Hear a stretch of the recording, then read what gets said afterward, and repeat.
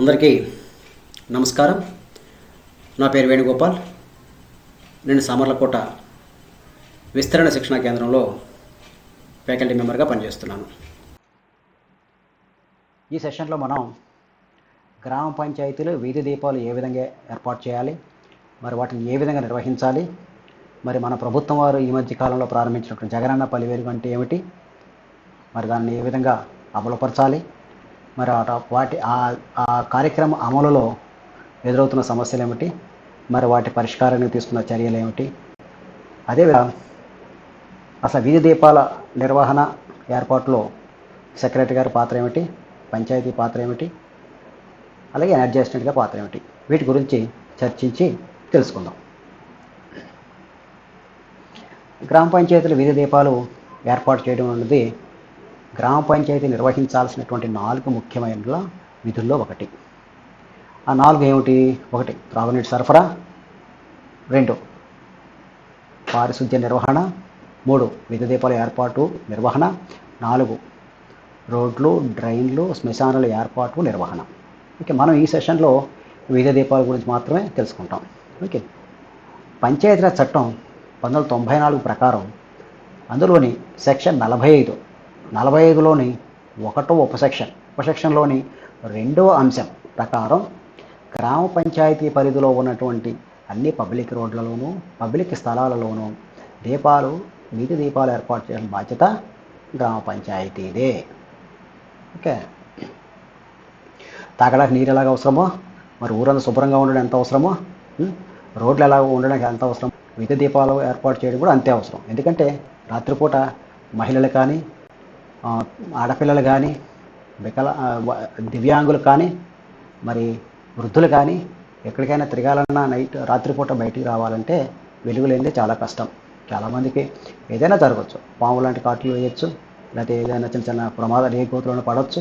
So అందుకోసం ఖచ్చితంగా వారికి నైట్ టైము మరి రక్షణ ఉండాలంటే వీధి దీపాలు ఏర్పాటు చేయడం అనేది గ్రామ పంచాయతీ ముఖ్యమైన విధి. దీన్ని ఏర్పాటు చేయాలంటే ఏం చేయాలి? ఈ వీధి దీపాల ఏర్పాటులో మన సమన్యాయం అనేటువంటిది పాటించాలి. అంటే చట్టం ముందు అందరూ సమానమే అనే భావనతో మనం గ్రామ పంచాయతీ. ఇప్పుడు ప్రధాన గ్రామంతో పాటు ఆ ప్రధాన గ్రామానికి చెందినటువంటి హ్యాబిటేషన్స్ ఉంటాయి, శివారు గ్రామాలు ఉంటాయి. మరి ప్రధాన గ్రామంలో ఈ వీధి దీపాలు ఏర్పాటు చేసి వేరే చోట్ల లైట్లు ఏర్పాటు చేయనంటే అది తప్పు. సో ప్రధాన గ్రామంతో పాటు శివారు గ్రామంలో అదే ప్రాధాన్యత ఇవ్వాల్సిన బాధ్యత గ్రామ పంచాయతీకి ఉంది. అదేవిధంగా మరి రకరకాలైనటువంటి సామాజిక వర్గాలు, కులాల వారు, మతాల వారు మన ఊళ్ళల్లో ఉంటారు. గ్రామ పంచాయతీ పరిధిలో ఒక కులానికో, ఒక వర్గానికో, లేదా ఒక మతానికో మనం ప్రాధాన్యత ఇచ్చినట్టు కాకుండా అది అందరికీ సమానమే. ఎక్కడైనా, ఏ ప్రాంతమైనా, ఏ ప్రదేశమైనా, ఏ స్ట్రీట్ అయినా, ఏ వీధి అయినా మనం ఖచ్చితంగా వీధి దీపాలు ఏర్పాటు చేయాలి తప్ప ఎటువంటి వివక్ష చూపించకూడదు. ఓకే, తర్వాత అసలు కొత్త స్తంభాలు ఏర్పాటు చేయాలంటే ఏ పద్ధతి పాటించాలి? అదే కొత్త స్తంభాలు వేయించుకున్నప్పుడు ఏం చేయాలి?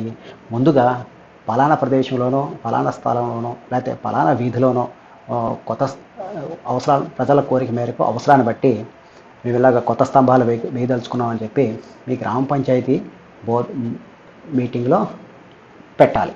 ఆ మీటింగ్లో ఆమోదం తీసుకున్న తర్వాత ఆ తీర్మానం కాపీని ప్లస్ సెక్రటరీ గారి పేరు మీద ఒక అప్లికేషన్ రాసి దాన్ని మీరు మీ స్థానికంగా ఒక విద్యుత్ పంపిణీ సంస్థ ఉంటుంది, వారి యొక్క ఫాలోని మనం అప్లై చేయాలన్నమాట.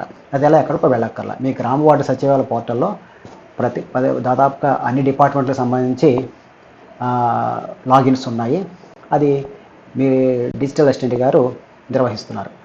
అతని చేతికి ఇస్తే వారు దాన్ని ఆన్లైన్లో అప్లై చేయడం జరుగుతుంది. మీరు ఏదైతే ఆన్లైన్లో దరఖాస్తు అప్లై చేశారో అది మీకు సంబంధించినటువంటి మండల అసిస్టెంట్ ఎలక్ట్రికల్ వాళ్ళ దగ్గరికి వెళుతుంది.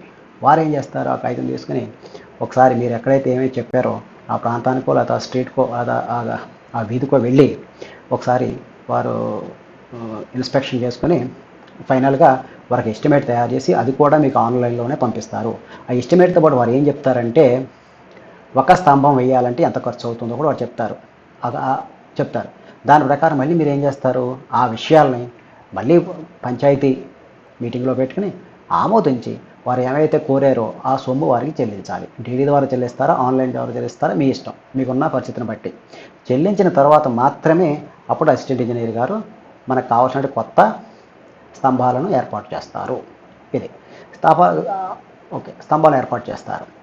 చేసేటప్పుడు ఏం చేయాలంటే ప్రతి స్తంభానికి 2 విద్యుత్ స్తంభాల మధ్య కనీస దూరం 30 మీటర్లు ఉండాలి. అది టెక్నికల్గా వాళ్ళు చెప్తున్నది. అది ఆ విధంగా ఫాలో అయ్యేటట్టు చూడండి.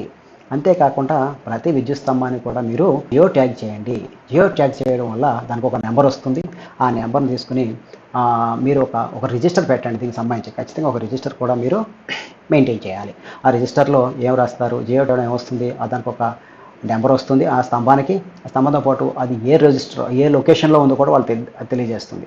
ఆ లొకేషన్ కూడా దాంట్లో రాసుకోవడం వల్ల మన గ్రామ పంచాయతీ పరిధిలో ఎన్ని స్తంభాలు ఉన్నాయి, ఏమిటి, ఎక్కడ ఉన్నాయి అనేది మీకు ఎప్పటికప్పుడు తెలుస్తూ ఉంటుంది. అదేవిధంగా ఒక ఫిర్యాదుల రిజిస్టర్ కూడా మీరు దాంట్లో మెయింటైన్ చేయాలి. మీకు స్పందన ద్వారా రావచ్చు, లేకపోతే వేరే విధంగా మీకు రావచ్చు. ఎటువంటి ఫిర్యాదులు వస్తూ ఉంటాయి, మా ఇంటి ముందు లైట్ వెలగట్లేదనో, మా ఇంటి ముందు వీధి లైట్ల స్తంభానికి సంబంధించి వైరు కింద జారిపోయిందనో, లేదా చెట్లు ఆకులతోటి వైర్ల మీద పడుతున్నాయనో రకరకాలుగా వస్తాయి. మరి వీటిని మీరు ఏం చేయాలి, మీరు వెంటనే చూసుకుని, మీకు ఇప్పుడు కొత్తగా ఎనర్జీ అసిస్టెంట్ గారు ఒకరు వచ్చారు మీకు, మరి వారిని ఈ పనులకి వాళ్ళని ఉపయోగించుకోవాలి. వాళ్ళతో పని అప్పగించి ఏదైతే మనకి ఈ ఫిర్యాదులు వచ్చావో మీరు చేయగలిగితే మీ స్థాయిలో మీరు చేయండి. లేదనుకుంటే అసిస్టెంట్ ఇంజనీర్ గారు, మండల అసిస్టెంట్ ఎలక్ట్రికల్ ఇంజనీర్ గారి దృష్టికి తీసుకెళ్ళి వాటిని ఖచ్చితంగా మీరు ఫుల్ఫిల్ చేయాలి. ఓకే, చేసినట్టు మీరు ఆ రిజిస్టర్లో ఏమొచ్చింది, ఏ కంప్లైంట్ వచ్చింది, దేన్ని తీర్చామని కూడా దాంట్లో స్పష్టంగా రాసుకోండి. ఇదే గ్రామ పంచాయతీలో విద్యుత్ దీపాలు ఏర్పాటు చేయడం గ్రామ పంచాయతీ పాత్ర. తర్వాత విద్యుత్ ఆడిట్ అంటే ఏంటి తెలుసుకుందాం. చూడండి, మన గ్రామ పంచాయతీ నిధిని మనం ఖర్చు పెడతాం వివిధ రకాలుగా. మనకు కొన్ని రూల్స్ అండ్ రెగ్యులేషన్స్ ఉన్నాయి. అది ఖర్చు పెట్టిన తర్వాత మనం అలాగే ఖర్చు పెట్టామా, వేరే విధంగా ఖర్చు పెట్టామా, దుబారా చేసామా, రూల్స్కి వ్యతిరేకంగా ఏమైనా డైవర్షన్ చేసామా అంటూ లోకల్ ఫండ్ ఆడిట్ వారు వచ్చి ప్రతి ఆర్థిక సంవత్సరం అయిన తర్వాత వారు ఆడిట్ చేస్తారు. అలాగే మనం వాడుతున్నటువంటి విద్యుత్ వినియోగంలో కూడా మనం ఒక ఆడిట్ చేసుకోవాలి. దాన్ని ఇంగ్లీష్లో ఎనర్జీ అసెస్మెంట్ అని, ఎనర్జీ ఆడిట్ అని, ఎనర్జీ స్టడీ అని కూడా అంటారు. దీనిని తెలుగులో విద్యుత్ మదింపు, విద్యుత్ వినియోగ అధ్యయనం అని కూడా పిలుస్తారు. దీనివల్ల ఏంటంటే అసలు ఏ విధంగా కన్జంప్షన్ జరుగుతోంది, మనం సిస్టమేటిక్గా చేస్తున్నది లేదా, అవసరాన్ని మించి వాడుతున్నామా, లేకపోతే మనం వాడుతున్నటువంటి ఎలక్ట్రికల్ సామాన్ ఏమైతుందో అవి బిఐఎస్ స్టాండర్డ్స్ ప్రకారం ఉన్నాయా లేవా, లేకపోతే నాసిరకం వాడుతున్నామా, నాసిరకం వాడినట్టయితే కరెంటు బిల్లు ఎక్కువ వస్తుంది, కానీ మనం అనుకున్నటువంటి ఉత్పాదన మాత్రం పొందలేము. ఇలాగా అందుకోసం ఏం చేయాలి, విద్యుత్ బిల్లుల ఖర్చులు తగ్గించుకోవడానికి విద్యుత్ నిర్వహణ వ్యయం ఖర్చులు తగ్గించుకోవడానికి ఓఎండ్ఎం, రిపైర్స్, రీకన్స్ట్రక్షన్ తగ్గితే మన స్టాండర్డ్ వస్తువు వాడినట్టయితే. అదే ఇలాగా నాణ్యమైన విద్యుత్ సరఫరా కూడా పొందడం వీలవుతుంది. ఫర్ ఎగ్జాంపుల్, మీరు ఒకవేళ మంచి లైట్లు వేయలేదనుకోండి, లేకపోతే మంచి చోకులు వాడలేదనుకోండి, మంచి వైర్లు వాడలేదనుకోండి, ఏమవుతుంది, సరిగ్గా లైట్లు వెరగవు, సరిగ్గా నీళ్లు రావు, సరిగ్గా బోరు పనిచేయదు. కానీ అదే టైంలో కరెంటు వినియోగం మాత్రం జరిగిపోతూ ఉంటుంది. మనం అనుకున్న విధంగా మాత్రం దాని నుంచి మనం లబ్ధి పొందలేము. అందుకోసం విద్యుత్ ఆడిట్ అనేది ఖచ్చితంగా చేయించుకోవాలి. అంతేకాకుండా దీని మీద ఇప్పటికే ప్రభుత్వం వారు చెప్పారు, గ్రామ పంచాయతీలు ఖచ్చితంగా విద్యుత్ ఆడిట్ చేయించాలని చెప్పి. ఓకే, ఏం చేశారంటే వీధి దీపాలకు తాగునీటి సరఫరా విషయంలో మీరు ఈ విషయంలో ఇప్పటికే చర్యలు తీసుకుని ఉండాలి. అది మీరు ఇంకా పటిష్టంగా అమలు చేయాలి. అలాగే చూడండి, ఒకప్పుడు మనం ఇన్కాండిసెంట్ బల్బ్స్ అని వాళ్ళం, తర్వాత ఏమో ట్యూబ్ లైట్లు అన్నాము, తర్వాత సిఎఫ్ఎల్ బల్బ్స్ అన్నాము, ఇప్పుడు ఎల్ఈడి దీపాలు అన్నాం. ఇదంతా ఇంత టెక్నాలజీలో వచ్చినటువంటి మార్పు. అంటే పర్యావరణానికి కానివ్వండి, మనం ఖర్చు తగ్గించుకోవడానికి కానివ్వండి, మనం చేస్తున్నటువంటి ప్రయత్నాలు. ఇప్పుడు అందుకే చూడండి, మనం కూడా 3 స్టార్ రేటింగ్ కంటే తక్కువగా ఉన్నటువంటి రేటింగ్ ఉన్నటువంటి విద్యుత్ పరికరాలు వాడడానికి లేదు. మనం ఏదైనా స్టాండర్డ్ ఉన్నమాట మాత్రమే వాడాలి. ఇది విద్యుత్ ఆడిట్. విద్యుత్ ఆడిట్ గురించి ఎందుకు చెప్పానంటే, నేను చెప్పాను, ఈ సాంకేతికంగా వస్తున్న మార్పులు అనుసరించి ఈవేళ మనం ఎల్ఈడి లైట్లు అనేవి వాడడం మొదలుపెట్టాము. ఓకే, మన ప్రభుత్వం వారు ఇటీవల మన గౌరవ ముఖ్యమంత్రి గారి పేరు మీద జగనన్న పల్లె వెలుగు అనే కార్యక్రమాన్ని ప్రారంభించారు. వీరి ఉద్దేశం ఏంటంటే, మన గ్రామాల్లో ఈవెన్ శివారు పల్లెలో కూడా ఎక్కడ కూడా రాత్రిపూట వీధి లైట్ వెలగకుండా ఉండకూడదు అనేది వారి ఉద్దేశం. ముఖ్యంగా మహిళలు, బాలికలు, దివ్యాంగులు, వృద్ధులు ఎటువంటి ఇబ్బందులు పడకూడదనేటువంటిది ప్రభుత్వ వారి ఉద్దేశం. అందుకోసమే కొత్తగా ఇప్పుడు అన్ని పల్లెలకి, అన్ని శివారు ప్రాంతాలకి వేయాలని కొత్తగా దాదాపు 4 లక్షల ఎల్ఈడి లైట్లని స్థాపించాలని ఏర్పాటు చేయాలని నిర్ణయించారన్నమాట. ఓకే, ఈ ప్రాజెక్టులో మనం ఏం చేస్తామంటే ఇప్పుడు ఏవైతే వాడుతున్నామో ఒక ట్యూబ్లైట్ కానివ్వండి, సోడియం వేపర్ ల్యాంపులు కానివ్వండి, లేకపోతే మెర్క్యూరీ ల్యాంపులు కానివ్వండి, వీటి స్థానంలో కొత్తగా ఎల్ఈడి లైట్లని మనం ఫిట్ చేయడం జరుగుతుంది. వీటిని ఎల్ఈడిని లైట్ ఎమిటింగ్ డియోడ్ అని అంటారు. ఓకే, ఇప్పుడు ఉదాహరణకి ఈ కొత్తగా మనం అనుకున్న జగనన్న పల్లి వెలుగులో 48 వాట్ల ట్యూబ్లైట్ స్థానంలో 24 వాట్లు ఉన్నటువంటి ఎల్ఈడి లైట్లు వాడతారు. అలాగే 85 వాట్ల మెర్క్యూరీ ల్యాంప్ ప్లేస్లో 32 వాట్స్ ఉన్నటువంటి ఎల్ఈడి లైట్లు వాడుతున్నారు. అలాగే 165 వాట్ల సోడియం వేపర్ ల్యాంప్ ప్లేస్లో 75 వాట్ల ఎల్ఈడి లైట్ ఫిట్ చేస్తున్నారు. దీనివల్ల మనకి ఎంత వాటేజ్ ఎంత తగ్గిపోతుందో ఒకసారి చూడండి. ఓకే, తర్వాత ఈ కార్యక్రమాన్ని ఎలా ప్రారంభించారు? అసలు నేషనల్ స్ట్రీట్ లైట్స్ ప్రాజెక్ట్ అనేది కేంద్ర ప్రభుత్వం ఫ్రాన్స్ ప్రభుత్వానికి చెందినటువంటి ఒక ఆర్థిక సంస్థ సహకారంతో దీన్ని ప్రారంభించారు. ఈ కార్యక్రమాన్ని రాష్ట్ర ప్రభుత్వాల భాగస్వామ్యంతో అమలు చేయమని చెప్పి ఈఎస్ఎల్ అంటే ఇది కేంద్ర విద్యుత్ మంత్రిత్వ శాఖకు చెందినటువంటి ప్రభుత్వ రంగ సంస్థ. దీని పూర్తి ఏంటంటే ఎనర్జీ ఎఫిషియన్సీ సర్వీసెస్ లిమిటెడ్. ఇప్పుడు ఈ కార్యక్రమాన్ని మన ఆంధ్రప్రదేశ్లో ఈ ఎల్ఈడి లైట్ల కార్యక్రమాన్ని ఈ ప్రభుత్వ సంస్థ ఆధ్వర్యంలోనే అమలు చేయడం జరుగుతోంది. ఓకే, ఇది ఒక పబ్లిక్ మరియు ప్రైవేట్ పార్ట్నర్షిప్, అంటే పబ్లిక్ ప్రైవేట్ భాగస్వామ్యంతోనూ అదే ఎస్క్రో అకౌంట్ విధానంతోనూ ఈ కార్యక్రమాన్ని నిర్వహిస్తున్నారు. కొద్దిగా జస్ట్ ఈ నెక్స్ట్ స్లైడ్లో మీకు పబ్లిక్ ప్రైవేట్ భాగస్వామ్యం అంటే ఏంటి, ఎస్క్రో అకౌంట్ అంటే ఏంటి అనేది వివరిస్తాను. అలాగే ఇప్పుడు మనం అనుకున్న ESL energy efficiency service limited అనే ప్రభుత్వ సంస్థ, కేంద్ర ప్రభుత్వ సంస్థ ఏం చేస్తుంది? ఈ కార్యక్రమాన్ని 10 ఏళ్ల పాటు ఈ సరఫరా చేయడం, నిర్వహణ చేయడం, అలాగే వారంటీ సదుపాయాన్ని కూడా కల్పిస్తోంది. అంటే ఈ 10 ఏళ్ళు వారి ఆధ్వర్యంలోని కార్యక్రమం నిర్వహించబడుతుంది. ఓకే, అదే ఈ సిస్టంలో వాళ్ళు కొత్తగా తీసుకొచ్చింది ఏంటంటే 50 నుంచి 70 లైట్ల వరకు గ్రూప్గా చేసి దానికి ఒక జంక్షన్ బాక్స్ లాంటి పెడతారు. ఆ జంక్షన్ బాక్స్ని ఈవేళ మనం ఏమంటున్నాం? సిసిఎంఎస్. దీనికి పూర్తి రూపం ఏమిటి? Centralised control and monitoring system. అలాగే ఇది ఏమిటంటే మీకు తర్వాత ఎక్స్ప్లెయిన్ చేస్తాను రాబోయే స్లైడ్స్లో. ఓకే, నెక్స్ట్ ఈ సిసిఎంఎస్ ద్వారా అలర్ట్ మేనేజ్మెంట్ వ్యవస్థ అనేది కూడా పనిచేస్తూ ఉంటుంది. అదేవిధంగా ఈ గొప్పగా ఈ మధ్య తీసుకున్నటువంటి మరి గవర్నమెంట్ వారు తీసుకున్న నిర్ణయం ఏమిటంటే ఫిర్యాదుల పర్యవేక్షణ వ్యవస్థ. దీన్ని కంప్లైంట్ మానిటరింగ్ సిస్టమ్ అంటారు. అంతకుముందు ఈ వ్యవస్థ లేకపోవడం వల్ల మనం చాలా ఇబ్బందులు ఎదుర్కొనే వాళ్ళం. మన పంచాయతీల్లో ఎల్ఈడి లైట్స్ పాడైపోతే బాగు చేసే వాళ్ళు ఉండేవారు కాదు. కానీ మరి దానికి ఆన్సర్ చెప్పలేక సెక్రటరీ చాలా ఇబ్బంది పడేవారు. ఇప్పుడు ఆ ప్రాబ్లం తీరుస్తూ కంప్లైంట్ మానిటరింగ్ సిస్టమ్ పెట్టారు. ఏ కంప్లైంట్ వచ్చినా దాన్ని బాగు చేయడం ఒక మనుషులు పెట్టారు. ఎప్పటికప్పుడు ఆ వ్యవహారం ఇప్పుడు కాస్త మళ్ళీ లైన్లో పడింది ప్రభుత్వం వారి చొరవతో. ఇది జగనన్న పల్లి వెలుగు ఎల్ఈడి వీధి లైట్ ప్రాజెక్టు. ఓకే, దాంట్లో ముఖ్యమైన విషయాలు ఇవి. తదుపరి ఇందాక చెప్పాను పబ్లిక్ ప్రైవేట్ పార్ట్నర్షిప్ అంటే ఏమిటి చూడండి.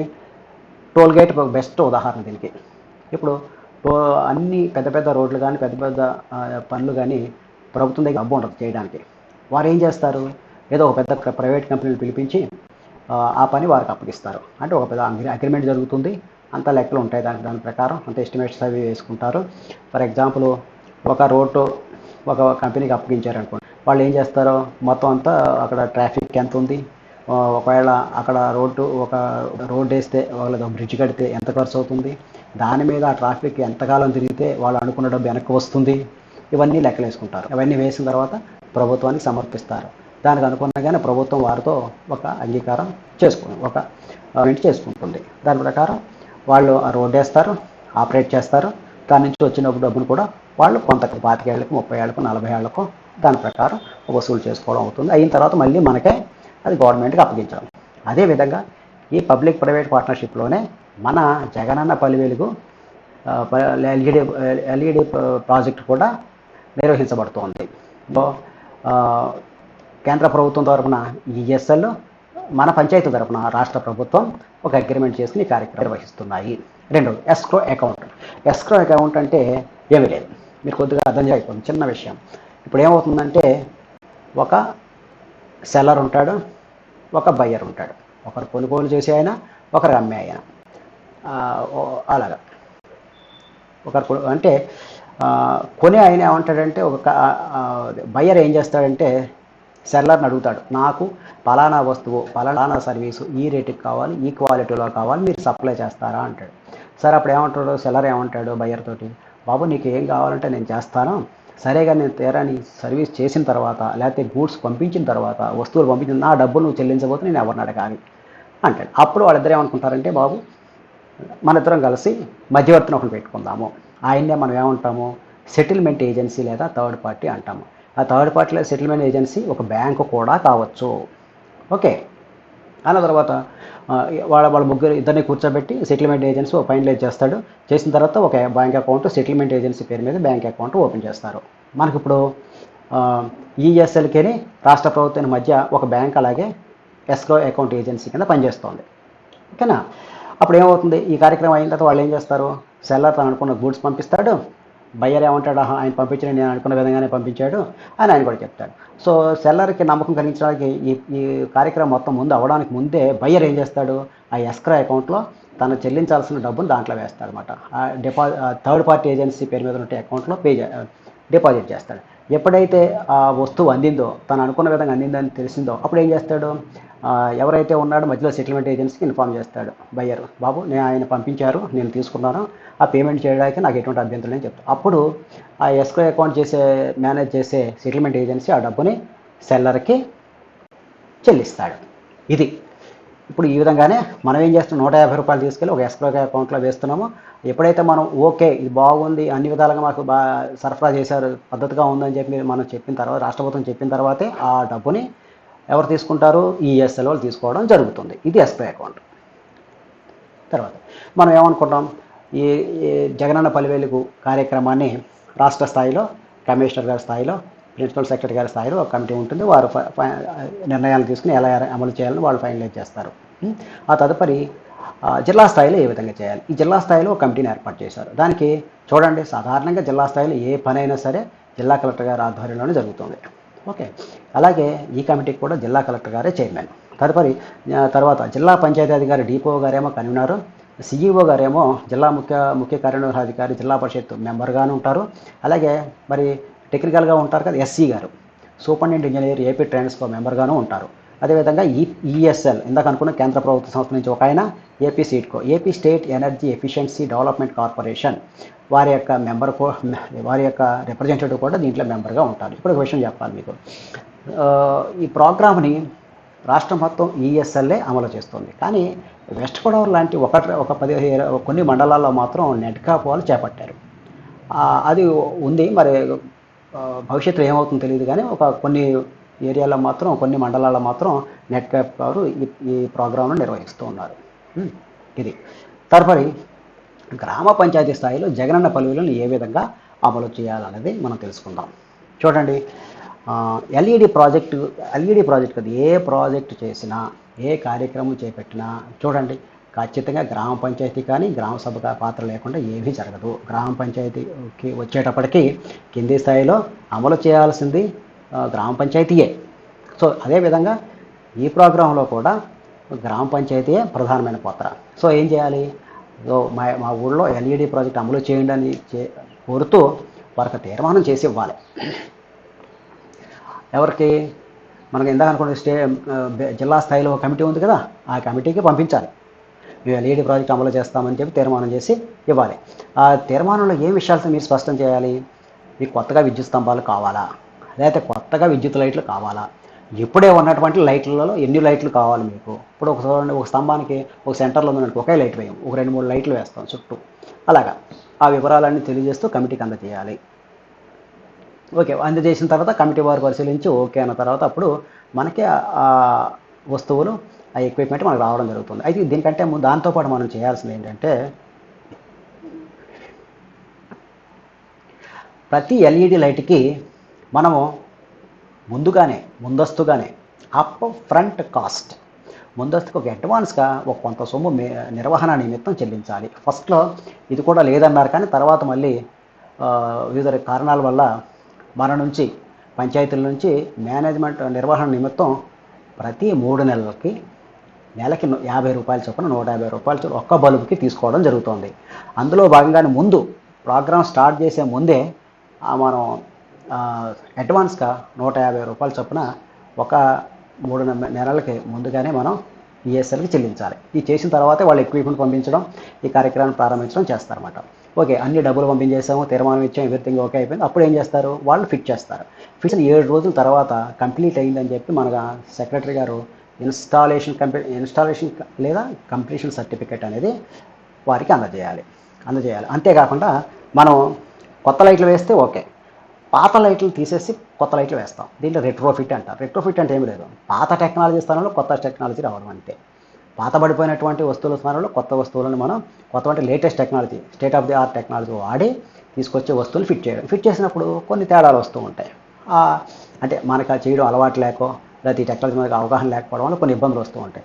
మరి ఇటువంటి సమస్యలు వచ్చినప్పుడు వెంటనే మనం ఏం చేయాలి, అయిన నెల లోపునే ఈ విషయాన్ని ఈఎస్ఎల్ ప్రతినిధికి తెలియజేయాలి. ఏదైనా సమస్యలు వచ్చినట్టయితే అది బాధ్యత ఎవరిది, సెక్రటరీ గారిది. ఓకే, ఇందాక నేను చెప్పాను నెలకి 50 రూపాయల చొప్పున, 3 నెలలకి 150 రూపాయల చొప్పున ప్రతి 3 నెలలకి ఒక బల్బుకి చెల్లించాలి ఈఎస్ఎల్కి డబ్బులు అని చెప్పాను. అది ఆ విధంగా చూసినట్టయితే మనం ఎంత 10 ఏళ్ల పాటు ఈ ఎల్ఈడి బల్బుల ఏర్పాటు, నిర్వహణ, వారంటీ మొత్తం ఎవరు చూస్తారు, ఈఎస్ఎల్ వారికి మనం ఎలాగా నెలకి 4 త్రైమాసికాలు క్వార్టర్స్ అనుకుంటే 10 నెలలకు ఎన్ని వస్తాయి, 40 క్వార్టర్స్కి వస్తాయి. చూడండి, మేము ఆల్రెడీ మనం 150 రూపాయలు ముందు క్వార్టర్ కట్టేసాము, అడ్వాన్స్గా చేసాం. మిగిలినవన్నీ కూడా మీకు ఏ నెలకైనా ఆ నెల బిల్లుతో పాటు ఎంత కట్టాలో వచ్చేస్తుంది.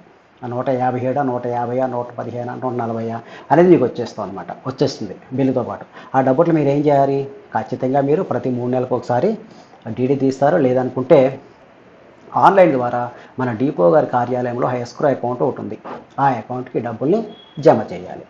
ఓకేనండి, అది ఓకే. తదుపరి మీరు ఇక్కడ గుర్తుపెట్టుకోవాల్సిన అవసరం ఒకటి ఉంది. ముఖ్యంగా మీరు పంచాయతీలో మీ గ్రామ పంచాయతీ నిధి నుండి ఒక్కొక్కదానికి ఒక్కొక్క విధంగా 30%, 50%, 40% ఇలా మీరు ఖర్చు పెట్టుకోవచ్చు. అందులో భాగంగానే వీధి లైట్ల నిర్వహణ నిమిత్తం కూడా మీరు ఒక 15% దాకా ఖర్చు పెట్టుకోవచ్చు. కానీ మీరు ఇక్కడ అర్థం చేసుకోవాల్సింది ఏంటంటే, వీధి దీపాలు వాటి విడి భాగాలు ఈవేళ ఎవరు ఇస్తున్నారు, మనకి సప్లై చేస్తున్నారు, దాని మెయింటెనెన్స్ ఎవరు చూస్తున్నారు, ఈఎస్ఎల్ వాళ్ళు. అలాగని చెప్పి వాళ్ళు ఇస్తున్న టైంలో మళ్ళీ నేను ట్యూబ్ లైట్ కొన్నాను, బల్బు పాడిపోతే కొన్నాను, చూకపోతే కొన్నాను, ఇటువంటివి చేయడానికి లేదు. ఆ వీధి లైట్లు వీధి విడి భాగాల వరకు వాళ్ళదే బాధ్యత. తర్వాత కానీ కొత్త స్తంభాలు వేయాలన్నా, ఆ స్తంభాలతో పాటు ఎక్కడైనా వైర్లు తెగిపోయినా ఆ ఇన్ఫ్రాస్ట్రక్చర్ మాత్రం మీరు ఖచ్చితంగా మీ డబ్బుల నుంచే చెల్లించుకోవాలి. ఇది గుర్తుపెట్టుకోండి. కాకుండా మీరు లైట్లు కొన్నాం, బల్బులు కొన్నాం రేపు ఏమన్నా చేస్తే ఆడిట్ అబ్జెక్షన్ వస్తే మాత్రం దానికి మీరే బాధ్యులవుతారు.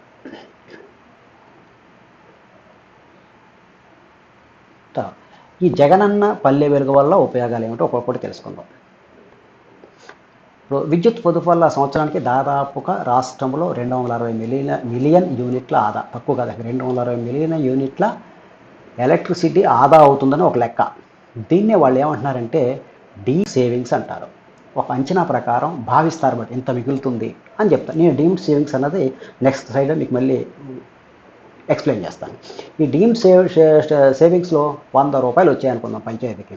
100 రూపాయలు 80 రూపాయలు ఎవరు తీసుకుంటారు, ఈఎస్ఎల్ వాళ్ళు తీసుకుంటారు. మిగిలిన 20 రూపాయలు ఎవరికి వస్తాయి, మన పంచాయతీకి వస్తాయి. అంటే ఒక విధంగా మన బిల్లులు తగ్గడంతో పాటు మనకి ఆదా కూడా అవుతుంది.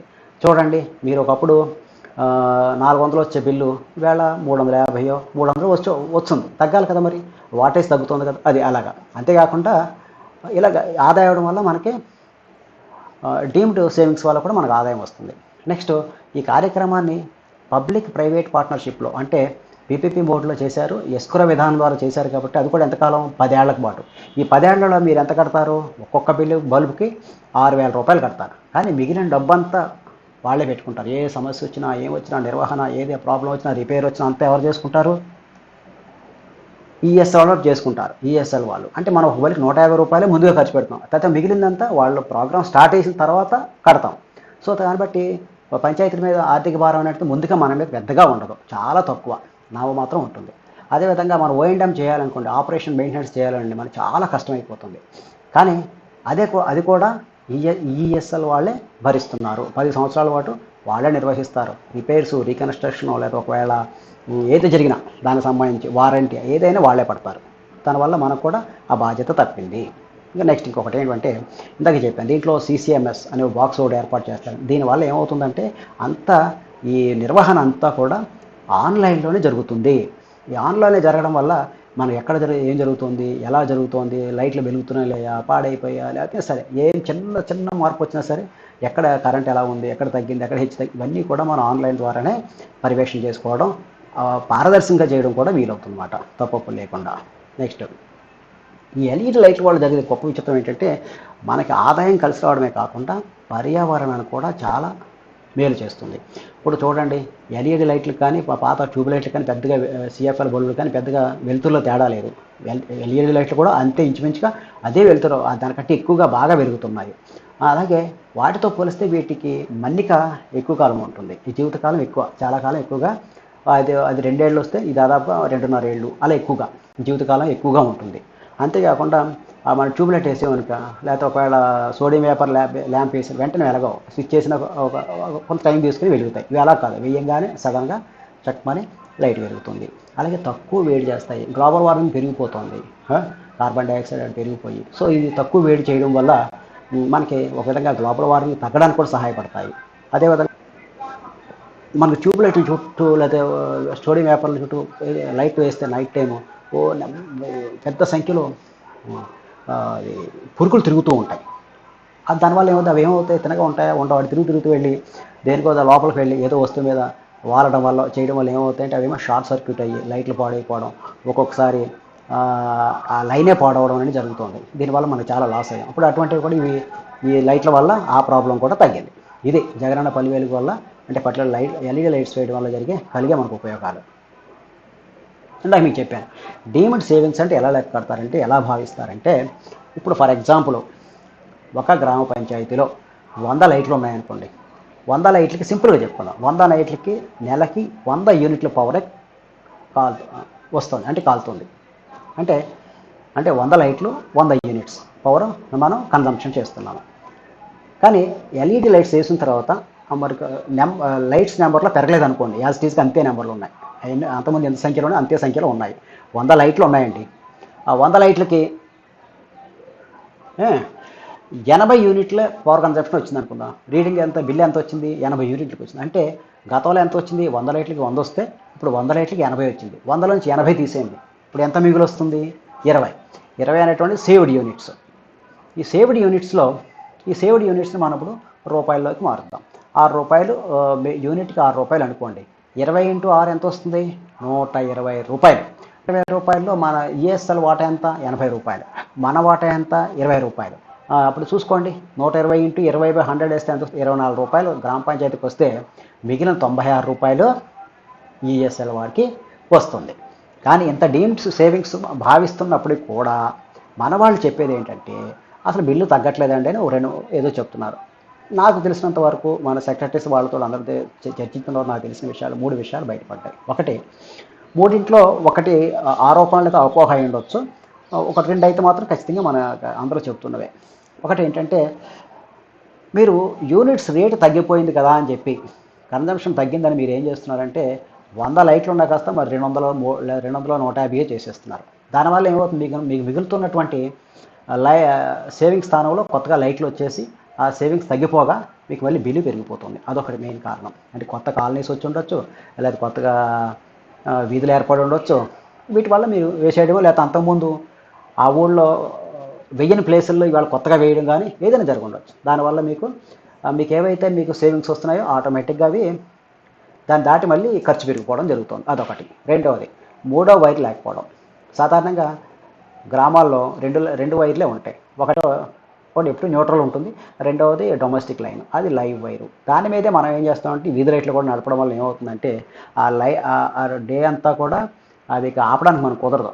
మరి లైవ్ వైర్ డొమెస్టిక్ వెళ్తుంది కదా, దాంతోపాటు అవి రాత్రి పొద్దు లేకుండా పెరుగుతూనే ఉంటాయి. దీనివల్ల కరెంటు రేటు పెరుగుతుంది మనకి, అదేంటది బిల్లు పెరుగుతుంది. బిల్లుతో పాటు కరెంట్ లైట్స్ ఒక 2 ఏళ్ళు రావాల్సిన లైటు 1 ఇయర్కే పోతుంది. దాని జీవితకాలం కూడా మరి ఎక్కువ కాలం వాడేస్తే అవసరానికి మించి అది పోతుంది కదా. 2 రకాలుగా మనం లాస్ అవుతున్నాం. ఇంకా మూడోది చెప్పేది ఏంటంటే చాలామంది కరెక్ట్గా మీటర్ రీడింగ్ తీయకపోవడం. ఇప్పుడు మన దగ్గర 4-5 మీటర్లు ఉన్నాయి, లేదా 10 ఉన్నాయి. ఒక మనిషిని పెట్టి ఒక బుక్ పెట్టి ఖచ్చితంగా మీరు ఆ రీడింగ్ తీయించుకోవాలా. ఇంకొకటి ఏంటంటే అప్పుడప్పుడు మీటర్స్ పోతూ ఉంటాయి. పోయిన వెంటనే మీరు ఏం చేయాలి, కొత్తగా మీ ఎలక్ట్రికల్ ఏఈకి చెప్పి ఆన్లైన్లో అప్లై చేసుకుని వెంటనే దాన్ని మీరు రీప్లేస్ చేయించుకోవాలి. రీప్లేస్ చేసుకోకపోతే వాళ్ళు ఏం చేస్తారంటే రీడింగ్ తీసేటప్పుడు ర్యాండమ్ అని చెప్పి రీడింగ్ తీస్తారు. అప్పుడు మనకు అది వాళ్ళు ఎలా తీస్తారో మనం చెప్పలేము. ఇది ఇప్పుడు చూసారా, కోవిడ్ టైంలో ఇళ్ళకు కూడా అలాగే తీస్తే చాలామంది చాలా ఎక్కువ మీద వచ్చింది, చాలా డబ్బు వచ్చిందని చెప్పి గొడవ పెట్టారు, పెద్ద పెద్ద బిల్లులు వచ్చాయని చెప్పి. ఇది కూడా అంతే. అలాగే కాకుండా ఇప్పుడు మన ఊళ్ళో జాతర జరిగింది, పంచాయతీ మీద లాగేస్తారు. లేకపోతే వేరే ఏదో ప్రోగ్రాం జరిగింది, మన మీద గెంటేస్తారు. లేకపోతే ఏదైనా జరిగింది, ఏదైనా ఎవరో ప్రైవేట్ కార్యక్రమం పెట్టి మనకు తెలియకుండానే మన పంచాయతీ దాని మీద ఉన్నటువంటి లైన్ మీద వేసి లాగేస్తారు. దీనివల్ల ఏమవుతుందంటే అది మన పంచాయతీ బిల్లులోకే వస్తుంది. దానికి ఎలా వస్తుందో మీకు చెప్తాను. ముందు రీడింగ్ ఎలా చూడాలంటే, ఫర్ ఎగ్జాంపుల్ ఈ నెల కంటే ముందు ఒక నెల ముందు ఎలా వచ్చింది, ముందు నెలది 1 నుండి 100 అంటే 100 యూనిట్లు వచ్చింది. 1 నుంచి 100. తదుపరి నెల రీడింగ్ చూసేవాడికి 101 నుండి 200 రావాలి. అంటే మనం అంతే వాడాము, లైట్స్లో మార్పు లేదు, మన కన్జంప్షన్లో మార్పు లేదు అనుకున్నప్పుడు ముందు నెల 1 నుండి 100 వచ్చింది కదా యూనిట్లు. రెండవ నెల 101 నుండి 200 రావాలి. అంటే 100 యూనిట్లే రావాలి. లైట్ల సంఖ్యలో ఎటువంటి మార్పు లేకపోతే, మన వాడకంలో కూడా మార్పు లేకపోతే. నెక్స్ట్, కానీ అది 76 నుండి 200 నోట్ అయ్యింది అనుకోండి రీడింగ్ తీసేటప్పుడు, అంటే మీకు ఎంత పెరుగుతుంది ఇప్పుడు? మీరు యాక్చువల్గా ఎక్కడి నుంచి స్టార్ట్ కావాలి, మీ యూనిట్ సంఖ్య ఎక్కడి నుంచి కావాలి? 101 నుంచి స్టార్ట్ కావాలి రీడింగ్. కానీ ఇక్కడ ఎక్కడి నుంచి అని చూపిస్తున్నారు? 76 నుంచి 200 అని చూపిస్తున్నారు. అంతకుముందు అయితే ఎలా చూపించాలి? 100 నుంచి 200 అని చూపించాలి. అప్పుడు ఏమవుతుంది? 76 నుంచి 200 అని చూపించడం వల్ల 125 యూనిట్లు పెరిగింది. అంటే 100 మీద 25 యూనిట్లు ఎక్కువ పెరిగింది. అంచేత ఈ విధంగా రీడింగ్ తప్పుగా నోట్ చేస్తారనేటువంటి కొంత అపోహ, కొంత ఆరోపణ, మరి మొత్తానికైతే కొంతమంది సెక్రటరీస్ చెప్పారు. ఈ పర్టికులర్లీ మన సబ్స్టేషన్లో ఎలక్ట్రికల్ ఏఈ గారి దగ్గర ఒక డిజిటల్ మీటర్ ఉంటుంది. దాంట్లో వాళ్ళు ఏం చేస్తారంటే నెల అయ్యే ఖర్చునంతా ఎంత కన్జంప్షన్ అయింది లెక్క తీసుకుంటారు. దానికోసం ఇళ్ల మీద ఎంత ఖర్చు, డొమెస్టిక్ ఎంత కన్జంప్షన్ అయింది, పరిశ్రమలు అంటే ఎంత కన్జంప్షన్ అయింది, లేకపోతే పంచాయతీ నుంచి ఎంత కన్జంప్షన్ అయింది, రైతులు ఎంత వాడారు, అన్నీ మొత్తం, అలాగే డిస్ట్రిబ్యూషన్ లాస్ ఎంత ఉంది అనేది ఒక అంచనాకు వస్తారు. దాని ప్రకారం చూసిన తర్వాత ఏదైతే కొద్దిగా మిగిలింది అది ఎక్కడ సెట్ అవ్వట్లేదు, దాన్ని తీసుకొచ్చి పంచాయతీలు కలిపేస్తారు అనేటువంటిది ఒక ఆరోపణ అయితే ఉంది. ఇది అవునా కాదన్నది ఇప్పుడు మీకు ఎనర్జీ అసిస్టెంట్ గారు వచ్చారు కాబట్టి, లేకపోతే ఒక వ్యక్తికైనా ఒక బుక్ ఇచ్చి ఆ రీడింగ్ వచ్చేటప్పుడు రీడింగ్ కూడా ఎవరు పడితే వాళ్ళు తీయకూడదండి. పర్టికులర్ మన సెకండ్ కేటగిరీలో ఉన్నాం కాబట్టి మన దానికి ఎల్ఐ గారు, లైన్ ఇన్స్పెక్టర్ మాత్రమే రావాలి. ఆయన దగ్గర ఉండి, మన వ్యక్తి దగ్గర ఉండి కరెక్ట్గా ఆ రీడింగ్ తీసుకోవడం, హెచ్ దగ్గర ఉంటే రాసుకోవాలి. ఓకే, కరెక్ట్గా లాస్ట్ టైం ఎంత వచ్చిందో ఖచ్చితంగా రాయించుకుని చూసుకోవాలి దాంట్లో ఉన్న ప్రకారం. నాకు తెలిసి ఒకవేళ చేస్తే రీడింగ్లో తప్పు చేయొచ్చేమో, కానీ ఎక్కువ తక్కువ చూపించే అవకాశం ఉంది, కానీ మీటర్స్ ట్యాంపర్ చేసే అవకాశం అయితే ఉండదు. వాళ్ళు ఏమైనా చేయగలిగితే ఒక రీడింగ్లోనే తప్పు చూపిస్తారు. ఇందాక చెప్పాను కదా, 100 యూనిట్లు ఉండాల్సింది 101 నుంచి 200 చూపించాల్సింది 76 నుంచి 200 చూపించవచ్చు. ఆ విధంగా వాళ్ళకి 25 యూనిట్లు కలుపుకొని మనకి ఎక్స్ట్రా బిల్లు ఇచ్చే అవకాశం ఉంది. సో ఇది అవునా కాదన్నది మీరు వెరిఫై చేయండి. ఓకే, ఈ 3 కారణాలు ఒక బిల్లు తగ్గపోవడానికి మెయిన్ కారణాలు. ఒకటి, మిగులును మించి కొత్త లైట్లు వేయడం. మూడవ వైర్ లేకపోవడం. కరెక్ట్గా మీటర్ రీడింగ్ తీయకపోవడం. ఓకే, ఇందాక మనం అనుకున్నాం, ఇంకొకటి కూడా మీకు ఎక్స్ప్లెయిన్ చేస్తాను. ఇప్పుడు ఇందాక నిర్వహణ వ్యయానికి సంబంధించి ముందులో ఈఎస్ఎల్ వారు ఎటువంటి డబ్బు తీసుకోరని ఏదో ఒక మనకు మాట వినిపించింది. కానీ అగ్రిమెంట్ ప్రకారం కొద్దో గొప్ప వాళ్ళని కొంత డబ్బు కట్టమని నిర్వహణ కోసం వాళ్ళు తీసుకోవడం జరుగుతుంది. అది ఎలా ఫైనలైజ్ చేశారంటే, దీని మీద కూడా ఒక విధమైనటువంటి ఒక ఎస్టిమేట్ చేశారు వాళ్ళు, ప్రభుత్వం వారితో కలిపి. దాని ప్రకారం ఒక గ్రామ పంచాయతీలో 24 వాటేజ్ ఉన్నటువంటి లైట్లని 100% మీరు వాడినట్టయితే 116 రూపాయలు ఒక బల్బుకి నిర్వహణకి పడుతుంది. తర్వాత ఒకవేళ ఆ గ్రామంలో ఉన్న లైట్లలో 90% 24 వాట్ల లైట్లు, 7% 32 వాట్ల లైట్లు, 3% 75 వాట్ల లైట్లు మెయింటెనెన్స్ కోసం తీసుకున్నట్టయితే వాడుతున్నట్టయితే మెయింటెనెన్స్ ఎంత వస్తుంది తెలుసా? 147 రూపాయలు.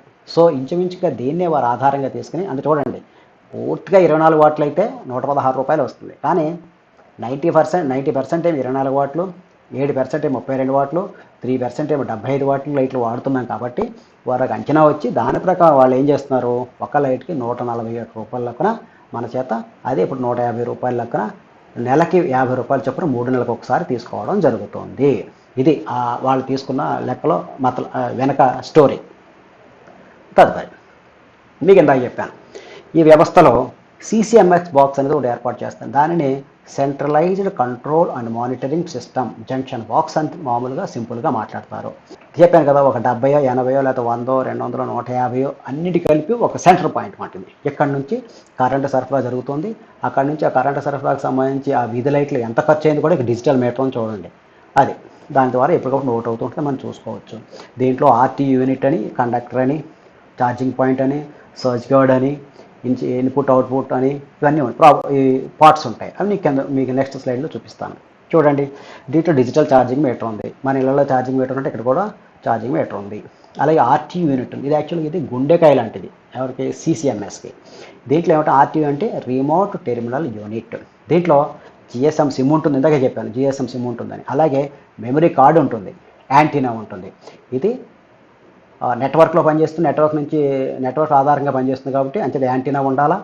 దాని మెమరీ కార్డు ఉంటుంది. అంటే మెమరీ కార్డ్ అంటే ఇప్పుడు ఈ జంక్షన్ బాక్స్లో 70 ఉన్నాయనుకోండి, ఆ 70 లైట్లకి ఒక్కొక్క దానికి ఒక నెంబర్ ఆటోమేటిక్గా అదే ఇచ్చేస్తుంది. మనకు తెలిసిపోతుంది. ఓపెన్ చేస్తే అది ఆన్లైన్లో చూసుకుంటే పలానా 7వ నెంబర్ లైటు వెలగట్లేదు, 7వ నెంబర్ లైటు వెలుగుతోంది, పలానా జంక్షన్ బాక్స్లో నుండి డీటెయిల్స్ అలా వచ్చేస్తాయి అన్నమాట. ఎంత రిమోట్గానే జరిగిపోతుంది, జిఎస్ఎం సిమ్ ద్వారా జరిగిపోతుంది అనమాట. ఇది ఆర్టీయూ. నెక్స్ట్ కాంటాక్టర్, దానికి ఇది ఉంటే కానీ కరెంట్ సప్లై సరిగ్గా జరగదు. అలాగే ఈ ఆర్టీయూకి మన సెల్ ఫోన్కి ఎలాగ ఛార్జర్ ఉంటుందో అలా కింద చూసే లెఫ్ట్ సైడ్ కింద ఆర్టీయూ ఛార్జింగ్ పాయింట్ ఉంటుంది. దాంతోపాటు అలాగే కరెంట్, ఆ సిస్టానికి కరెంట్ వెళ్ళడానికి రావడానికి ఇన్పుట్ అవుట్పుట్ సిస్టమ్ ఉంది. అలాగే ఒకవేళ మరి ఆన్లైన్లో మనం ఆన్ ఆఫ్ చేసుకోవడం వీలు కాకపోతే అవసరమైతే ఆటో మాన్యువల్ స్విచ్ కూడా మనకు అక్కడే ఉంటుంది. అది కూడా మన రోజు అవసరమైతే మనం స్వయంగా వెళ్ళి కూడా ఆఫ్ చేసుకోవచ్చు. దీని అంతటికీ ఒక గార్డ్ ఉంటుంది, దాన్నే సర్చ్ గార్డ్ అంటారు. ఇదిగో చూపిస్తున్నాను మధ్యలో రెండోది కింద సర్చ్ గార్డ్.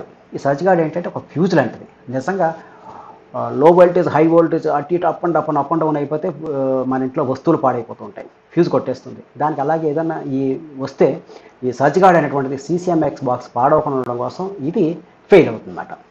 అది ఈ సర్చ్ గార్డ్ కొట్టేస్తే అక్కడితో ఆగిపోతుంది. ఇది ఒక విధంగా సిసిఎంఎస్ బాక్స్ రక్షణకి ఉపయోగపడే రక్షక భటులు అంటున్నమాట.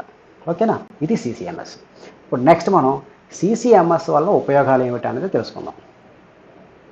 మీరు చూడండి, ముందే అనుకున్నాం ఇది వెబ్ ఆధారిత, మొబైల్ ఆధారిత సాఫ్ట్వేర్ ద్వారా పనిచేస్తుంది. దీన్ని మనం ఆ టెక్నీషియన్ దగ్గర, వాళ్ళ దగ్గర ఆ వెబ్ డీటెయిల్స్ అవి ఉంటాయి. వాళ్ళ లాగిన్ అవి ఓపెన్ చేసి చూస్తే మొత్తం ఏం జరుగుతుందో అన్నీ తెలుస్తాయి. దాంట్లో ఆన్లైన్లో మనం మానిటర్ చేసుకునే అవకాశం ఉంటుంది. ఇది నిందాకన్నా జిఎస్ఎం సిమ్ ద్వారా, global system for mobile communication system ద్వారా ఈ సిసిఎంఎస్ బాక్స్ అనేది పనిచేస్తుంది. దాంట్లో సిమ్ దాని బేస్ మీద పనిచేస్తుంది. కొన్ని చోట్ల జిపిఆర్ఎస్ వాడతారు, కొన్ని చోట్ల ఆర్ఎఫ్ కోడ్ వాడతారు. మన వారు మాత్రం జిఎస్ఎం అనే వాడుతున్నారు.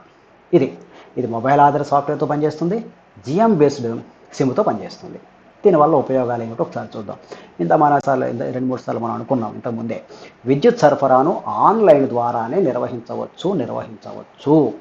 అసలు ఎటువంటి ఇబ్బంది లేకుండా మన కంప్యూటర్, సెల్ ఫోన్ ఓపెన్ చేసి అసలు ఎలాగ వీధి లైట్లు వెలుగుతున్నాయి, ఎక్కడ ఆగిపోయాయి, ఎక్కడ ఏముంటుంది, ఎంతవరకు ఉంది అనేది ఖచ్చితంగా మనం విద్యుత్ సరఫరా ద్వారానే విద్యుత్ సరఫరాను ఆన్లైన్ ద్వారానే చూసుకోవడానికి వీలవుతుంది.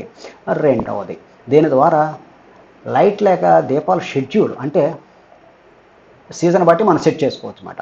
మన అలారం ఎలా పెట్టుకుంటాం ఆ టైప్లో పెట్టుకుని ఏం చేయాలి, నైట్ ఎన్ని గంటలకు వెలగాలి, అలాగే పొద్దుట ఎన్ని గంటలకి ఆరిపోవాలి అనేది మనం ప్రీ డిటర్మైన్డ్ ప్రోగ్రామ్ ద్వారా డిసైడ్ చేస్తాం. దాంట్లో సెట్ చేసి పెట్టుకుంటాం.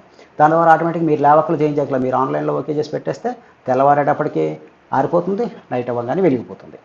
అది ఆ విధమైనటువంటి దీపాలను షెడ్యూలింగ్, టైమింగ్ సెట్ చేసుకోవడం అనేది దీనివల్ల వీలవుతుంది. అంతే దీంట్లో ఇందాక మీరు చెప్పాను, అలర్ట్ మేనేజ్మెంట్ సిస్టమ్ అనేది ఒకటి ఉంటుంది అని. ఈ అలర్ట్ మేనేజ్మెంట్ సిస్టమ్ ఏంటంటే, ఈ వీధి దీపాల నిర్వహణలో ఆ లైన్లో ఎక్కడైనా ఏదైనా సమస్య వచ్చినట్టయితే మీకు ఎస్ఎంఎస్ రూపంలో తెలియజేది. ఒక ఎస్ఎంఎస్ పంపించేస్తుంది ఆ టెక్నీషియన్ దగ్గర, ఆయన సెల్ ఫోన్కి వచ్చేస్తుంది. అది ఏమని, లైట్లు పని చేయకపోవడం కానీ, ఎక్కడైనా విద్యుత్ పరికరాలు పని చేయకపోవడం కానీ, వోల్టేజ్ హెచ్చుతగ్గులు ఉన్నప్పుడు ఉండడం కానీ, ఎంసీబీ అంటే మినియేచర్ సర్క్యూట్ బ్రేకర్, ఇది కూడా ఫ్యూజే. అది మన ఇండల్లో ఇప్పుడు ఇటువంటి వాడుతున్నాం.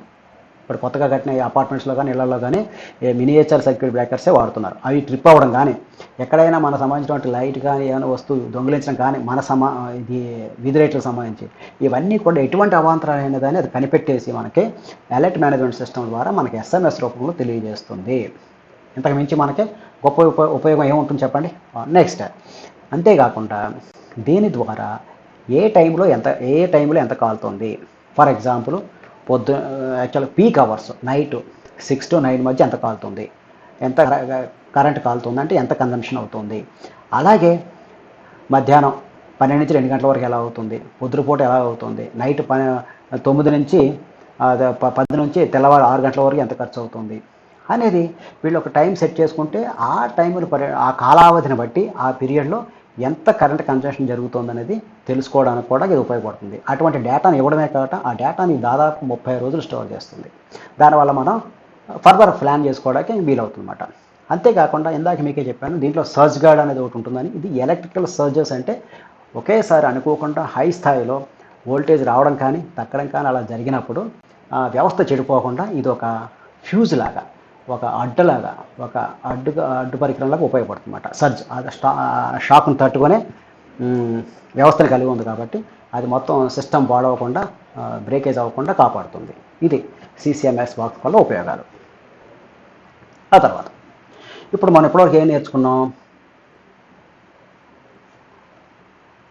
వీధి దీపాల ఏర్పాట్లో గ్రామ పంచాయతీ పాత్ర ఏమిటి, అలా గ్రామ పంచాయతీ ఎందుకు ఆ విధిని నిర్వర్తించాలని తెలుసుకున్నాం.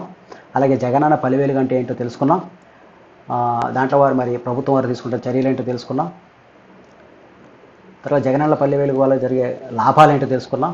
అలాగే టెక్నాలజీ పరంగా చూసుకుంటే సిసిఎంఎస్ బాక్స్ అంటే ఏంటో తెలుసుకున్నాం. అదేవిధంగా కొన్ని concepts public and private partnership అంటే ఏంటి, ఎస్క్రో విధానం అంటే ఏంటి, డిఎండ్ సేవింగ్స్ అంటే ఏంటి, మెయింటెనెన్స్ కాస్ట్ అంటే ఏమిటి, ఇవన్నీ కూడా మనం చర్చించుకున్నాం. దీంట్లో మీకు ఎప్పుడైనా ఒకవేళ నేను చెప్పిన దాంట్లో మీకు అర్థం కాకపోతే ఖచ్చితంగా మీరు నాకు నేను లాస్ట్ స్లైడ్ నెంబర్స్ అవి ఇచ్చాము, ఫ్యాకల్టీ మెంబర్స్, మీరు ఎవరైనా సరే ఫోన్ చేసి తెలుసుకోవచ్చు. ఓకే, ఫర్దర్ ఈ కార్యక్రమాన్నిలో ఈ మధ్యకాలంలో నేను చాలామందితో మాట్లాడిన తర్వాత టెక్నీషియన్స్తో మాట్లాడాను, వాళ్ళ ఫీల్డ్ ఇంజనీర్స్తో మాట్లాడాను, అలాగే సెక్రటరీస్తో మాట్లాడినప్పుడు ఒక 3 ముఖ్యమైనటువంటి సాంకేతిక సమస్యలు వెలుగులోకి వచ్చాయి. ఒకటి ఏంటంటే డ్రైవర్లు ఎస్పీడీలు పాడైపోవడం. ఇది ఒక విషయం. డ్రైవర్స్ అంటే ఇది పక్కన చూసారా, మీకు ఫోటోలో మీ కింద ఇమేజెస్ పెట్టాను, 3 ఇమేజెస్ పెట్టాను. ఫస్ట్ ఏంటంటే అది లైట్ అండి. ఆ లైట్ ఏమో కింద ఉంటుంది, పైన బాక్స్ కింద ఉంటుంది. అది దాంట్లో డ్రైవర్లు ఎస్పీడీలు ఉంటాయి. ఈ డ్రైవర్ కానీ ఎస్పీడీ కానీ పోయిందంటే లైట్ పోయినట్టే. ఎక్కువగా ఇవి ఒకటి పోతున్నాయట. పర్టికులర్లీ ఈవెన్ డ్రైవర్స్ కూడా తక్కువ పోతున్నాయి, కానీ ఎస్పీడీస్ పోతున్నాయి. ఎస్పీడీ అంటే ఏమి లేదండి, ఇది కూడా ఆ లైట్ వరకు ఒక ఫ్యూజ్ లాంటిది. ఇప్పుడు ఎక్కువగా తట్టుకోలేనంత కరెంట్ వచ్చిందనుకోండి, ముందు లైట్ పోదు, సర్జ్ ప్రొటెక్షన్ డివైస్ ఎస్పీడీ కొట్టేస్తుందన్నమాట. ఇది దానివల్ల లైట్ పోవట్లేదు, కానీ లైట్ పనిచేయడం మానేస్తుంది. సో అంచేత ఎక్కువగా ఇప్పుడు చేయాల్సి వస్తుంది ఏంటంటే టెక్నీషియన్స్ డ్రైవర్స్ పెట్టడం, సర్జ్ ప్రొటెక్షన్ డివైస్ని ఎక్కువగా రీప్లేస్ చేయాల్సి వస్తుంది. ఇది ఒకటి ప్రధానమైన సమస్య. ఇక రెండవ సమస్య ఏంటంటే ఇప్పుడు ఈ లైట్కి, ఎల్ఈడి లైట్కి ఏంటంటే కాపర్ వైర్ ఇస్తారు. ఆ కాపర్ వైర్ వల్ల బైమెటల్ సమస్య తలెత్తుంది. బైమెటల్ అంటే కింద నేను లెఫ్ట్ సైడ్లో ఒక ఇమేజ్ పెట్టాను చూడండి. దీంట్లో మీకు స్తంభానికి 3 లైన్స్ ఉన్నాయి. దాంట్లో ఒకటి 3 స్తంభాలకి ఒక వైరు 2 చోట్ల చుట్టారు చూడండి, అటువైపు ఇటువైపు రైట్ లెఫ్ట్లో చుట్టారు. దాంట్లో మధ్యలోంచేమో కింద వైర్ ఏమో లైట్ దగ్గరకు వచ్చింది, అదంతా కాపరే, చుట్టిన దగ్గర నుంచి అది కాపరే.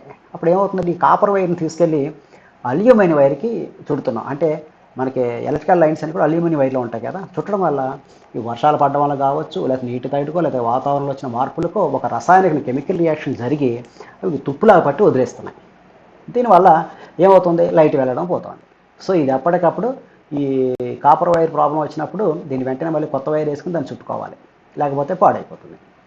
ఇది రెండో సమస్య.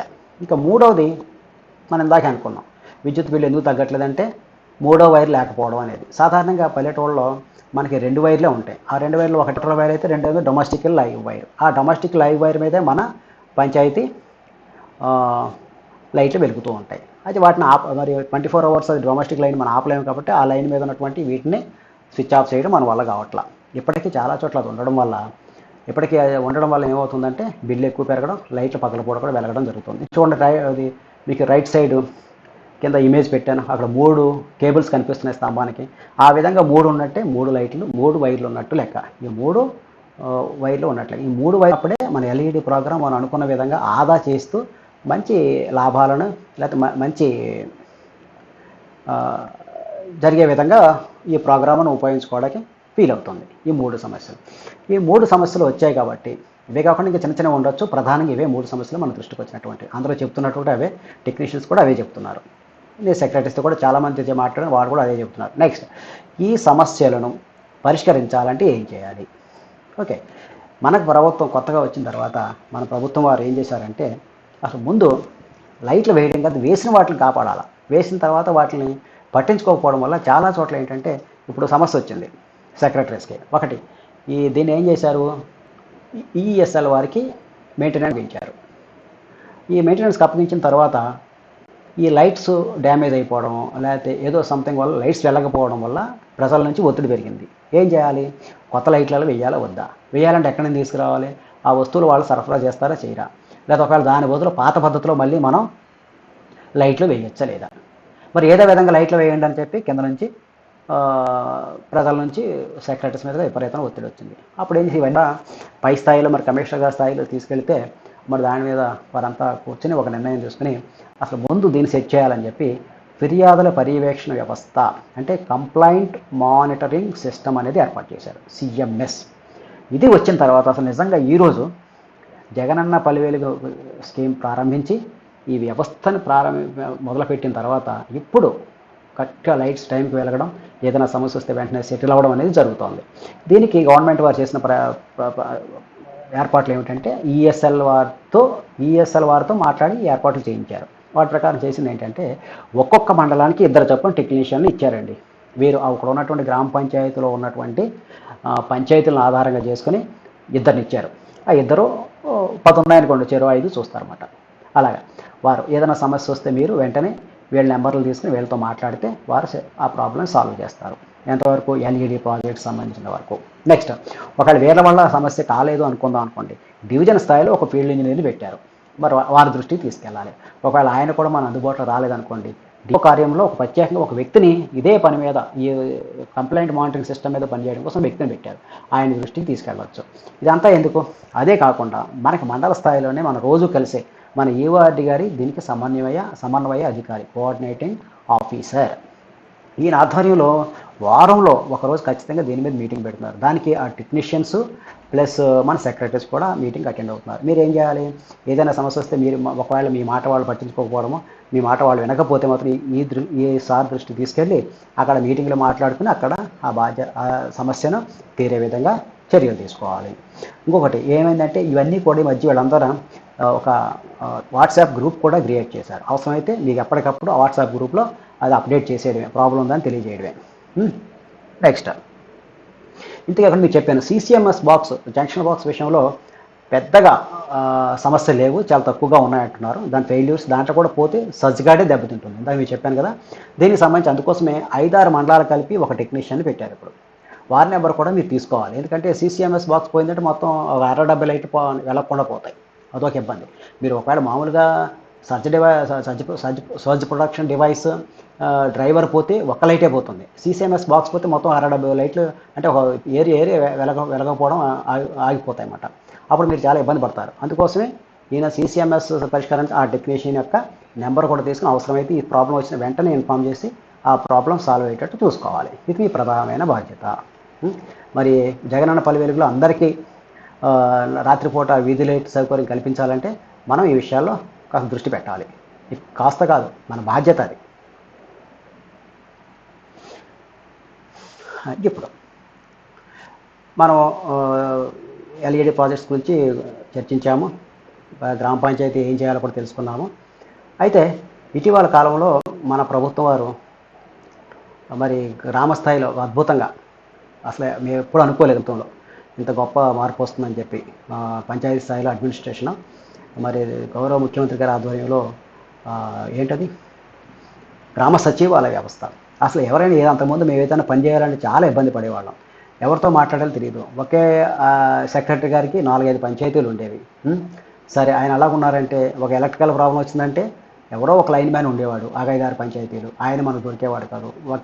ఒక 20 గ్రామ పంచాయతీలు 10 గ్రామ పంచాయతీలు అంటే ఏ గారికి అంత టైం అన్నీ చూసేంత టైం ఉండదు. చాలా ఇబ్బంది పడేవాళ్ళం. మరి అందులో భాగంగానే ఈవేళ ప్రతి లైన్ డిపార్ట్మెంట్కి ఒక వ్యక్తిని, ఒక ఆఫీసర్ని వేళ మరి గ్రామ పంచాయతీలో ఏర్పాటు చేశారు, నియమించారు. మీరంతా చాలా అదృష్టవంతులు. మీ ఊళ్ళో మీరు ఉద్యోగం చేసుకుంటూ మరి గవర్నమెంట్కి అది చేసుకుంటూ కింది స్థాయిలో మరి ఎంతో ముఖ్యమైన పాత్ర పోషిస్తున్నారు. అందులో భాగంగానే ఎనర్జీ అసిస్టెంట్ అయినా కొత్తగా మనకి రావడం జరిగింది. మరి ఎనర్జీ అసిస్టెంట్ గారు ఏం చేయాలి? ఈ ఎనర్జీ అసిస్టెంట్లు కూడా నాకు తెలిసి అన్ని పంచాయతీలో లేరు. మేజర్ పంచాయతీలకు ఖచ్చితంగా ఒక అతను ఇచ్చారు. అదే ఆయనకి పక్కన ఉన్న పంచాయతీలు కూడా ఇన్ఛార్జ్ అవ్వడం జరిగింది. మరి వాళ్ళు ఏం చేయాలి? ఇంకొకటి గుర్తుపెట్టుకోండి, మీకు ఈ సచివాలయ వ్యవస్థలో మీకు వచ్చినట్టు ఫంక్షనల్ అసిస్టెంట్స్ 11 మంది 10 మంది ఉన్నారు. వారితో పని చేయించుకోవాల్సిన బాధ్యత టీమ్ లీడర్గా అనుకోండి, కోఆర్డినేటర్గా అనుకోండి, ఫెసిలిటేటర్గా అనుకోండి, మీ ఇష్టం. మీ పాత్రను మీరు ఎలా నిర్వర్తించుకున్నా వారితో పని చేసుకోవాల్సిన బాధ్యత మాత్రం మన మీద ఉంది. ఎందుకంటే ఫైనల్గా ఏదైనా జరిగితే ప్రభుత్వం వారు కానీ, కలెక్టర్ గారు కానీ, డిపో గారు కానీ మనల్ని అడుగుతారు. సెక్రటరీ గారిని పిలుస్తారు, వేరే వాళ్ళని పిలవరు. ఓకేనా? అందుకోసం మనం చాలా జాగ్రత్తగా సమన్వయ పాత్ర అనేది చాలా అవసరం. పర్టికులర్లీ ముఖ్యమైన విధులు ఏవైతే ఉన్నాయో పారిశుద్ధ్యం, నీటి సరఫరా, రోడ్లు ట్రైన్లు నిర్వహణ, అలాగే వీధి దీపాల నిర్వహణ అనేది చాలా ముఖ్యమైన పనులు. చాలా కేర్ఫుల్గా మన రోజు ప్రజలతో మనం ఎదుర్కొనే సమస్యలు ఇవి. మనం రోజువారీ అడ్మినిస్ట్రేషన్ వేరు, ఆఫీస్ అడ్మినిస్ట్రేషను, ఆఫీస్ సిస్టమ్ వేరు. ఇది ప్రజలతో లింక్ అయిన సమస్యలు. వీటిని చేత మనం చాలా కేర్ఫుల్గా చేయాలి. ఇప్పుడు ఎనర్జీ అసిస్టెంట్ గారి పాత్ర ఏమిటంటే చూద్దాం. వీరు చేయాల్సింది ఏంటంటే గృహ విద్యుత్ కనెక్షన్ లేనటువంటి పేదలు ఉంటారండి. వాళ్ళ వర్గాలతో సంబంధం లేకుండా, కులాలతో సంబంధం లేకుండా ఎవరైనా ఉండొచ్చు. అటువంటి వాళ్ళకి గవర్నమెంట్ ఆఫ్ ఇండియా కానీ, మన రాష్ట్ర ప్రభుత్వం కానీ సబ్సిడీ ఇచ్చో లేకపోతే ఏదో ఒక పథకం ఉంటుంది. ఆ పథకం ద్వారా వాళ్ళకి ఏదో ఒక విధంగా వారికి విద్యుత్ కనెక్షన్ వచ్చే విధంగా ఏర్పాటు చేయడం వారి ప్రథమ బాధ్యత. అలాగే గ్రామ పంచాయతీ అటువంటి తాగునీటి సరఫరా కానివ్వండి, వీధి దీపాలు కానివ్వండి, వీటికి సంబంధించి ఆపరేషనల్ మేనేజ్మెంట్ ఉంటుంది కదా, దానికి పర్టికులర్లీ ఎలక్ట్రికల్కి సంబంధించి ఏదైనా ఉంటే మాత్రం ఆ బాధ్యత ఎనర్జీ అసిస్టెంట్ గారే తీసుకోవాలి. మూడవది, అలాగే గ్రామ పంచాయతీలో చాలా చోట్ల విద్యుత్తులో కిందికి వేలాడుతూ ఉంటాయి ప్రమాదకరంగా. దానివల్ల వస్తువులు అదే షార్ట్ సర్క్యూట్ జరిగి మనుషులు పోవచ్చు, జంతువులు పోవచ్చు, ఇళ్ళు దగ్ధం అయిపోవచ్చు. ఏం చెప్తాం, వస్తువులు పాడైపోతాయి ఇక్కడ. సో అందుకు అటువంటి జరగకుండా వెంటనే మీరు కరెంటు ఏఈ గారి దృష్టికి తీసుకెళ్ళి వాటిని సరి చేయించాల్సిన బాధ్యత మీరు మీద ఉంది. అదేవిధంగా చాలా చోట్ల పాడైపోయినట్టు కరెంట్ స్తంభాలు అడ్డంగా పడిపోవడం, రోడ్డు మీద పడిపోవడం చాలా విసుగ్గా ఉంటాయి. అటువంటి తీయించాలి. అలాగే ఇంకోటి మీరు గుర్తుపెట్టుకోవాల్సింది, విద్యుత్ చెట్ల మీదకి విద్యుత్ స్థానానికి ఏమవుతాయంటే చెట్టు కొమ్మలు వెళ్ళిపోతూ ఉంటాయి. కింద పాతడమో, పక్కన ఉండడం, వాలడం ఏదో మొత్తానికి వాటిని పడుతూ ఉంటాయి. అవి ఏమవుతాయంటే అనుకోకుండా ఆ లైవ్ వైర్ వెళ్ళి దాన్ని తగిలితే ఎలక్ట్రిక్ ఎనర్జీ పాస్ అయ్యి ఎవరైనా ముట్టుకుంటే ప్రమాదం. ఏ ప్రమాదం? మనిషి పోవచ్చు, జంతువులు పోవచ్చు, ఏదైనా జరగవచ్చు. సో అవి ఎప్పటికప్పుడు ట్రిమ్మింగ్ చేసే బాధ్యత కూడా మీరు తీసుకుని మీ ఎలక్ట్రికల్ డిపార్ట్మెంట్ కోఆర్డినేట్ చేసి ఎప్పటికప్పుడు సరి చేయాలి. అలాగే నెక్స్ట్ ఇంకొకటి, ఇందాక మీరు ఎనర్జీ ఆడిట్ అనుకున్నాం. విద్యుత్తును పాడు చేయకూడదు. అదే ఈజీగా రావట్లా. ఇప్పుడు మనం వాడే విద్యుత్తులు కూడా అధిక శాతం థర్మల్ విద్యుత్తు. థర్మల్ విద్యుత్తు ఎలా వస్తుందో తెలుసు, దానివల్ల ఎంత ఖర్చు అవుతుందో మనకు తెలుసు, దానివల్ల జరిగే అనర్థం కూడా తెలుసు. ఈ గ్లోబల్ వార్మింగ్ పెరిగిపోవడం కూడా అదే కారణం. సో అందుకోసం మన ప్రజలకు ఏం చెప్పాలి? విద్యుత్తుని అనవసరంగా వాడద్దు. చిన్న ఉదాహరణ చెప్పుకుందాం. ఏమంటే ఒక ఆయన ఇంట్లో మోటార్ ఉందండి, భూమిలో నీళ్లు ఉన్నాయండి. ఆయన మోటార్ వేసేసి ఎక్కడికో పోతాడు. పోయి అది కుళాయి నిండిందో లేదు, అది ఆ బిందె లేకపోతే తొట్టి నిండిందో లేదు పట్టి అలా వదిలేసి ఎక్కడో కబుర్లు చెప్పుకుంటూ ఉంటాడు. దానివల్ల ఎంత లాస్ అంటే ఎనర్జీ లాస్ట్, కరెంట్ బిల్లు పెరుగుతుంది, భూమిలో నీళ్లు వేస్ట్ అవుతాయి. చూడండి, దీనివల్ల 2 వనరులు దెబ్బతింటున్నాయి. అంతేకాకుండా అతనికి ఏమొస్తుంది? అత్యధికంగా బిల్లు వస్తుంది. బిల్లు ఏం తగ్గదు కదా, కరెంట్ బిల్లు. దానివల్ల అతను ఆర్థికంగా నష్టపోతాడు. ఇటువంటి విషయాలు మీరు వాళ్ళ ద్వారా ప్రజలకు చెప్పించే బాధ్యత మన మీద ఉంది. వాళ్ళు కూడా ఈ విషయాన్ని విద్యుత్తును ఎలాగ వాడుకోవాలనే విషయాన్ని వాళ్ళందరికీ కూడా అవగాహన కల్పించాల్సిన బాధ్యత ఎనర్జీ అసిస్టెంట్ మీద ఉంది. అదేవిధంగా మరి ఎల్ఈడి లైట్లు కానివ్వండి, వీధి దీపాలు, మొత్తం వీటికి సంబంధించి ఏ సమస్య వచ్చినా సరే పంచాయతీ కార్యాలయ సహకారంతో ఎలక్ట్రీషియన్ సేవలను ఉపయోగించుకుని ఎనర్జీ అసిస్టెంట్గా ఎప్పటికప్పుడు తీర్చాలి. ఇప్పుడు ఒక్క లైట్ వెలగకపోయినా ఇది చాలా ఇబ్బందిగా ఉంటుంది. ప్రజలు ఒప్పుకోరు. అంటే అది మనం తప్పనిసరిగా చేయాల్సిన పని కాబట్టి చేయాలి. వాళ్ళకి ఎక్కడ లేకపోయినా అందులోకి ఆ పల్లెల్లో సరిగా రోడ్స్ ఉండవు, అవి ఉండవు, ఇబ్బంది పడతారు. అందులో వర్షాకాలం అయితే చాలా కష్టం.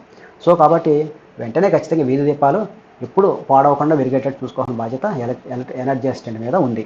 అదేవిధంగా మన షెడ్యూల్ తెగల ప్రజలు ఉంటారు. వారు ఎక్కడో దూరంగా ఉంటారు, అడవుల్లో ఉంటారు, కొండ ప్రాంతాల్లో ఉంటారు.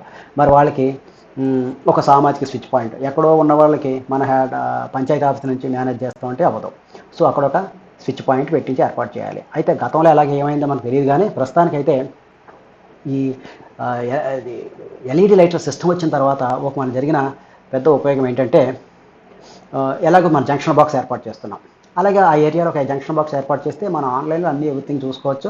అంచేత మీరు షెడ్యూల్ తెగల ఏరియాలో మాత్రం కష్టపడి అయినా సరే ఖచ్చితంగా వారికి ఏర్పాటు చేసే బాధ్యత మనం తీసుకోవాలి. కొద్ది ఇబ్బందులు ఉంటాయి, ఎలక్ట్రికల్ ఇంజనీర్గా అవుతుందో లేదో అంటారు, కానీ ఆయన కన్విన్స్ చేసినా సరే, సెక్రటరీ గారిని కన్విన్స్ చేసి ఎనర్జీ అసిస్టెంట్ గారు అక్కడ వారికి ఇప్పుడు అందులోకి మన వాళ్ళు పల్లె వెలుగులో, అంటే మన జగనన్న పల్లె వెలుగులో ముఖ్యమైన ఉద్దేశం అదే.